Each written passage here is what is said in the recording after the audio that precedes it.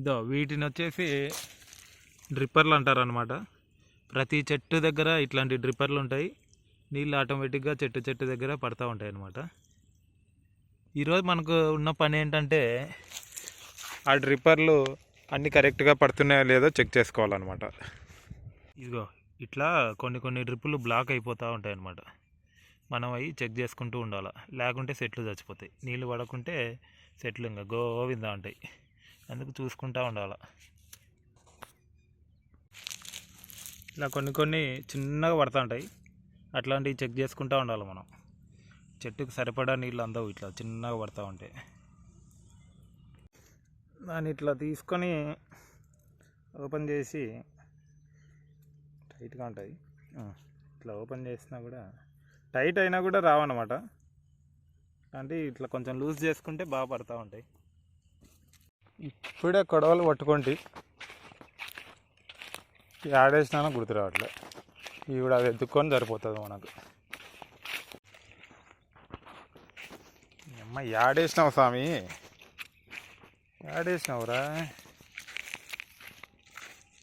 అద్దా అద్దా అద్దా, ఏందో మన మతి మరుపు. మన చింతకాయ చెట్టుకు చింతకాయలు చూడండి ఏముండయో. ఓ అమ్మ కుప్పలు ఉన్నాయి ఈసారి. ఇందో ఇది వచ్చేసి అంజూరు చెట్టు. అంజూరు కాయలు ఉన్నాయి, పచ్చిటి ఉన్నాయి కాయలు. అదో పచ్చి కాయలు. ఇంకా ఈ మనం తినేది అయితే ఏముండదు, యాయోటి పక్షులే తింటూ ఉంటాయి. తిన్నీలే పాపం, ఏం చేస్తాం, నాలుగు తిండి కావాలి కదా. నీళ్ళు ఏమో అన్నీ చెక్ చేసా, అన్నీ బాగానే పడుతున్నాయి.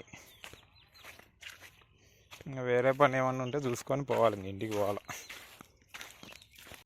కడుపులో ఫుల్గా కాలుతుంది, ఇంకా యాదోటి తినొద్దాం.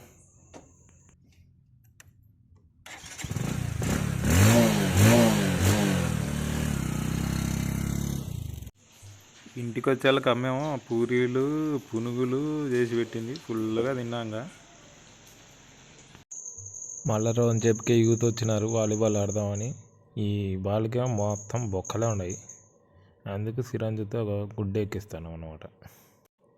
మాకు వచ్చే ఆటకు మేము చేసే పనులకు అస్సలు సంబంధమే ఉండదు.